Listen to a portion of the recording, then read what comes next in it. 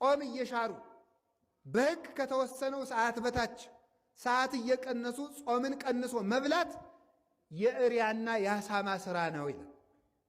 የአሳማ ስራ ነው። ምን ትዑቱ ግብረ ተመልከቱ፣ ግብረ አሂሩ የአሳማ ተግባሩ ምንድን ነው ብለህ ብትጠይቀኝ አለ አሳማ ተግባሩ ምንድን ነው? አኮኑ ተጸምዶ ለመብል ዘይንበለ ውሳኔ ያለ መጠን መብላት ነው እንጂ ሌላ ምንድን ነው? ያለ ጊዜው መብላት አይደለምን ይላል። በመጽሐፍ ቅዱስ አሳማ እንደማይበላ ታውቃላችሁ አይደል? ይበላል አይበላም? ለምን የማይበላው? አሳማ ለምን የማይበላው? ሆዳም ስለሆነ ነው።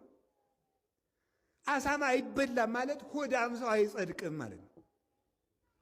ገብቷችኋል? አሳማ አይበላም ማለት እሱ ነው እንጂ እግዚአብሔር ስለ አሳማ አለመበላት ብቻ ነው የሚተናገር። እያንዳንዷ የብሉይ ኪዳን ቃል ወርቅ ስለሆነች ነው። ሌላው አሳማ ባለቤቱን የሚያውቀው መብል ይዞ ሲመጣ ብቻ ነው። ሌላ አያውቀው።